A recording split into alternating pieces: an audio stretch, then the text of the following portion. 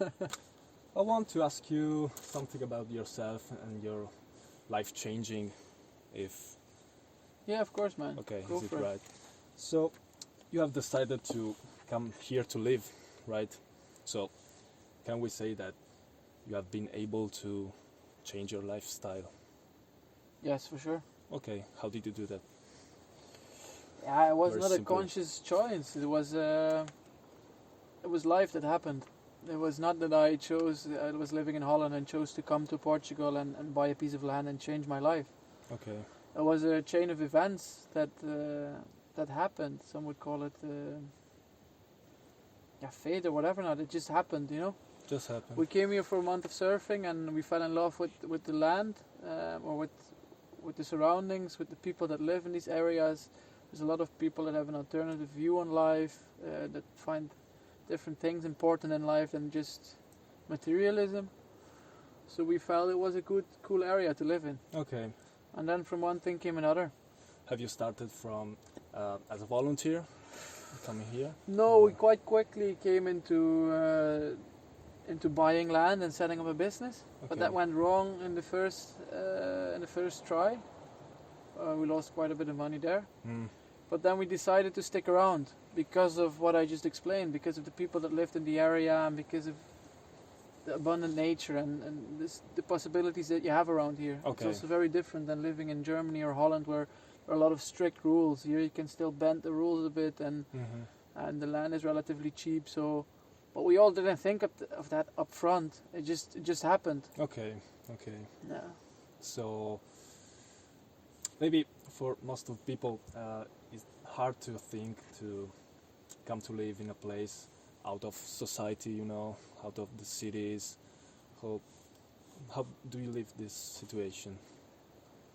I think it's impossible to live out of society. Completely, yeah. I think even here you're part of society. People talk about stepping out of society, stepping out of the system. I don't think it's that much about that for me.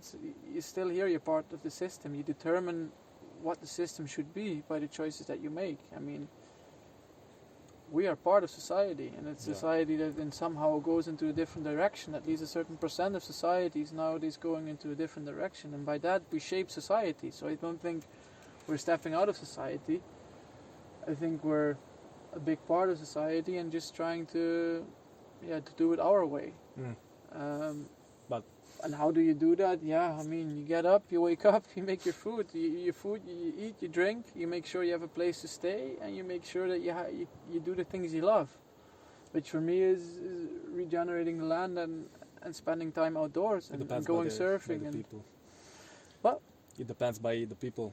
It depends per person. It's very different, but I think it's more about finding meaning for yourself.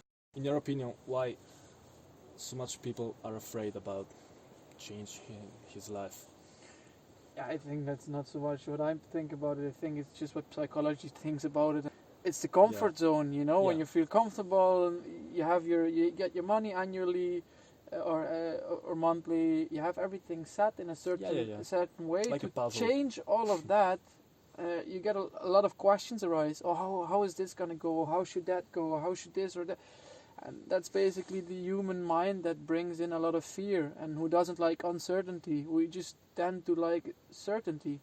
And if you have a very certain situation which is secure and comfortable, you don't think it's anymore. It's hard to get out of that. It takes a willingness. But not everybody should change. But I think the people that feel that something is not right, they feel like, is this all there is?